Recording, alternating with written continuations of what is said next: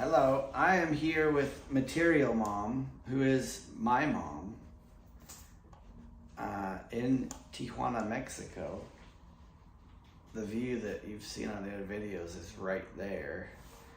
I've been down here with her as her companion for the surgery, which I also had the surgery coming up on next week will be 7 months ago. Same surgery as her, and she just wanted me to give a couple thoughts I had about it and a little bit of my experience. So, believe it or not, this is becoming more and more common to do. Our family doctor, who's a doctor that I completely 100% trust, is pretty, how would you say it, Mom? I wouldn't say an advocate, but it's very, very supportive of getting bariatric surgery. He said it's the only thing he's seen in his career that is long-lasting, works long-term, and doesn't have terrible side effects, and isn't something that you just gain the weight back as soon as you quit. He says all the semaglutide, Ozempic, all the phentermine pills, the diets that are out there, there's a million of them. As soon as you quit, you'll gain all your weight back. He said this is the only thing that, and so we had some friends, my wife and I had some friends of ours that his wife had done it with great results. And when she was doing it, I was very standoffish, like, no way, I would never do that. But then seeing her journey and how well it worked, and then maybe it was just kind of a point in my life where I've always felt much younger than my age. Some might say immature. I teach 3rd grade, so I'm around little kids all day. But maybe it's kind of a midlife crisis thing. I was starting to realize that my health, and looking at people older than I am, because I turned 46, which March I'll be. Am I gonna be 47, Mom? I don't have my calculator. I'm gonna be 47, I think, in March. And then I went to the doctor, got blood work done, and my blood pressure was high enough that he said if I don't do something to help me lose some weight, I was gonna have to get on some medication. My sugars were not high enough to need anything, but he says you're getting up there, I would lose some weight. My cholesterol was high. He said if you don't lose weight, I'm going to start recommending some medication for that. And then my bilirubin was high, which he says that's fatty liver. And I was like, what? This is insane. Like, I didn't realize. And then I've always tried to watch my weight through the years, but my new high of where my would kept going up. And I've tried many diets. My wife and I did the carnivore diet, which actually was my favorite. If anybody doesn't ready for surgery, I highly recommend that. Pretty easy to do. I lost like 40 pounds. Felt great, felt better than I had in a lot of years before that. But then summer came, and for school teachers, you have summers off, kind of. I do other work, and I started eating again, and then the weight comes right back instantly. So then my doctor talked to me about how losing and gaining the same 40 or 50 pounds, which I have done probably a dozen times in the last 20 years, also is not great for your health. And then on top of that, which if my dad were to ever watch this, he lives in Texas, he knows, because I've told him on the phone to his face, that he was a big inspiration for me wanting to do this. And not necessarily in a good way. He lives a very, very sedentary lifestyle. He has, like a lot of people, fairly obese, not morbidly or anything, but definitely obese. And we go down to visit him, and then we want to go to the zoo or something, and he's like, nah, you guys go, take the kids, I'll stay here, it's too much work. his heart problems, his back hurts. He's had both knees replaced. He's had some other issues with being in a car accident that didn't help, but having had injuries in the past, his joints and stuff are already damaged, but then that made it worse with carrying extra weight around. And I just decided that's not what I want for my future. I want to be healthy, and coupled with our family doctor, he's said, and my mom has mentioned this in other videos, how much of the quality of your life as you get older and health problems are tied to weight. We are they said something like 50% of products and foods didn't exist in the 80s or something. Like, we've become very preservative happy and like grow the hormones and what do they call those? The GMOs, genetically modified foods, and we don't even know anymore. You look at the labels, you can't even read them half the time. So having had some friends that have come down here, so I had always said I would never do it, and for two, I would never do it in Mexico. That scared me. Then I talked to my family doctor about that as well, and he said, oh, Mexico, they are the best in the world. It's all they do. And this hospital here does anywhere up to 27. I asked him just today, actually, up to 27 surgeries a day, 6 days a week. 5 different doctors performing them, and that's all they do. The doctor that actually performed our friends, him and his wife, several other people that I know, my mom and me, has done 7,000 of them by himself. Great man. Definitely knows what he's doing. So I started looking into it, researching it, and I researched a lot of, not just in Mexico. At first it was just bariatric surgery in general. And there's a lot of YouTube videos very informative of stateside doctors that highly recommend it, and not for morbidly obese or people that are, you know, the TV show 600 Pound Life or something. It's like, you don't have to be that big and let your body get to that point. And so they recommend it now for anybody that just struggles with weight loss in general, because it just forces you, it's a tool to force you to eat sensibly, much less. So most of the people, like with our group, only one was like 500 pounds. yeah, there was a guy, I think he was like 600. The rest of us were all like 250, you know. Yeah, under 300 for Yeah. sure. Way under 300, probably Yeah. more like 250. 250 and under, yeah. Just kind of tired of the weight. So I started And you can't researching do it. In the United States, your BMI, Yeah, the BMI's requirements in the States are much higher. To get, that being said, that's to get insurance to cover it.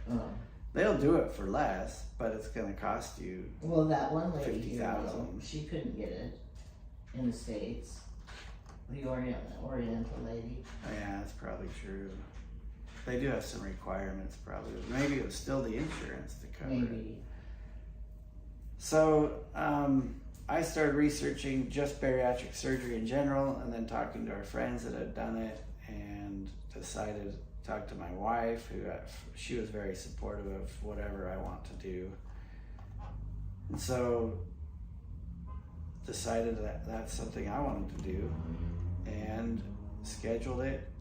And I have pretty good health insurance through my work at the school district, but it's very high deductibles. So for us to get a surgery of any type in the States is very similar price as coming here. So even if I would have went the avenue of trying to get it covered in the States, it would have cost me very similar as if I just came here, and then I don't have to wait. Sometimes those people are 9 to 18 months to get qualified, all the mental health and the dietitians and classes you have to take, and then making sure nothing else works, which I think is all fine and dandy, but I feel like talking to my mom and me, it's not like I don't understand food. I don't understand how food works. And yes, I know it is how much I put in my mouth, and I do think that some people get poor genetics in that area. There's a lady at work that I work with that has had the surgery as well, a month after me, that she's like, people don't understand that my pre-surgery weight, that was me trying to maintain a low weight and lose weight, and I just can't. So I came on June 6th with the husband of the friend that we have. He came and got surgery as well the same day, and his was more high blood pressure and diabetes and stuff. And so we scheduled. Oh, and the other thing I had, which I think my mom has, that she's very undiagnosed or untreated, is sleep apnea. And the doctor said, for sure that will be gone. But if I sleep with any room with anyone else, they diagnose me as it. Yeah, every sleeping companion of, and the doctor here said she does have sleep apnea. But mine was pretty bad. The guy that I came with, his mom had died of sleep apnea. And in the motel room the night before our surgery, he's like, dude, you scared me. He said I would go 3 minutes without breathing. Yeah, Jamie says I do that too. He shakes me. He said I timed it on his phone. He said you'll go 3 minutes without taking a breath, and then it's, and then he says you would wait another minute. He says I almost woke you up because I was so scared. So came down here to Mexico, the whole process that my mom has been talking about. And I'm not trying to promote this for anyone, because it has to be something that you want, something that you're ready for. So I would never try to talk anybody into it, because my experience could be different than theirs, and I don't want to have on my shoulders some of like their regrets maybe, or you doing this head. And so I always preface anything that I tell people, this is coming from my own personal experience. My own, I may be different for you. I'm not trying to talk you into anything. I'm just letting you know how it's gone for me. And so that being said, for me, best decision I ever made, besides my mom already mentioned, marrying my wife, of course, and then serving a mission for the church. Having all your kids. Having my kids.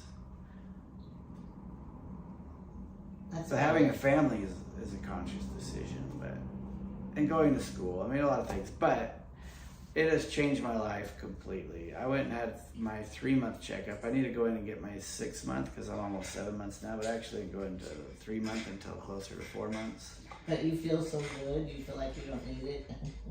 Oh yeah, I'm like, I already know, because I already went at 3 months. All of my sugars, my blood pressure, my high cholesterol, everything is down. My sleep apnea, 100% gone. And I wasn't extremely overweight. I've lost 74 pounds. Did you tell the doctors what percentage of obesity causes health issues, you know? Well, I don't know the exact numbers, but Yeah. he said a lot of health issues as you age. Yes. So it's not like you could Google, does bariatric surgery extend your life? Maybe not, but your quality of life in those same years is so much better. I just feel better. I've lost 74 pounds and I've kind of leveled out. Tell about tiling your floor. Oh, I just tore up all that tile, I jump up and down, crawl around. Bending over. Tying shoes, putting socks on, clipping my toenails. He had to clip mine last night. Yeah, I ended up filing it. It was the best thing. Because I had a snag on my toenail. I couldn't reach it. Yeah. Everything. I don't see any net downfall. The surgery went so well. I didn't have any pain, discomfort. I could eat anything that I want now, just much smaller portions. Yeah, tell about that. But I don't feel like I'm being cheated or gypped out of. Other times I would diet and try to just eat a low calorie diet, and I'd be like, I'm hungry. And I don't feel any of that. And tell about that you can't gain it back on this type. Yeah, they've now, with the type that we had, which there's other types, they offer many types of surgery here. The type we had, they now have over 20-year studies on it, and 90% of people have kept 90% of their weight that they lost off. SADI-S. Yeah, the SADI. So it's duodenal, some call it duodenal or duodenal switch, but the SADI version. So duodenal duo is 2. So they used to, the regular duodenal switch is 2 connection points, and now they've made it more down just to 1 connection point. Make sure it's still recording. It is. Okay. So they sleeve your stomach. So if anybody ever gets the sleeve, this surgery also includes the sleeve. So you get a sleeve on your stomach, which is just cutting it to the size of a banana. And then they just skip part of your, they remove the part they take off, which is, I mean, I imagine it's just a little. And then they just bypass, and this part is according to your BMI, how much of the small intestine they skip. So they don't remove any intestine, they just skip part of it.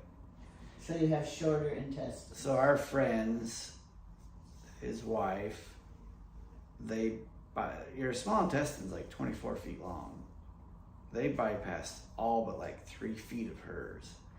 Mine, which you should probably ask that, how long yours is that they left you. Mine is like 12 feet that they left me, that they bypassed half of it. And I feel great. How's your pooping? At first? Well, it's at first, you just are so much weight is coming off so quickly. It's a couple times a day, very loose. I don't know how graphic you want to get, but. Well, we can't smell it, so we're okay. Yeah. And now, I was a little bit concerned about that because I teach school, and I have, especially in the morning, 7:30 kids come to my room, and I don't get a break from them until 10:25. So 3 hours that I can't really leave my room. Do you have a bathroom in your room? No. But I'm not too far from one, but I'm technically not supposed to leave my kids to go. But we are almost halfway through the school year, and I've had to like slip out during reading time 3 times. Just because I had to use the restroom. The rest of the time, it's in the morning before school. Dumping, they say you'll have dumping. This one you don't have any dumping syndrome. Okay. I've never had it. I actually, personally, have never thrown up, even once, which is kind of rare. I hear people at the start, when they switch to food, they will throw up if they eat something that just doesn't agree with them. I personally, 7 months, never once have vomited. And some people have some certain foods that upset their stomachs. Yeah, I personally, oatmeal or something. I personally don't. I can eat anything, just small amounts. It's kind of a mental thing though. I go down there and get street tacos. I love tacos here in Mexico, authentic street tacos. And I still order 3. Did you get a recipe? No. Today I wanted to try the shrimp and the fish and the steak. So I get 3, and I can really only eat about 1.5 of them. So I ate half of each one. Each one. And that was, what time is it? 4 hours ago, and I'm still not hungry. I could say almost in 7 months, I don't know if I've ever felt like I'm actually hungry. And if I were, like a string cheese takes away any type of, it's been incredible. I would never talk somebody into it, but if somebody were on the fence and wanted my recommendation, 5 out of 5 stars.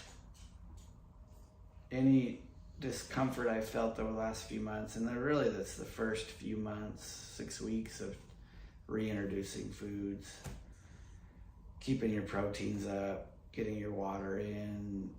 Now it's more of a routine because it's been 7 months. But any discomfort or price I've had to pay monetarily or physically has been worth the rewards in my own personal life.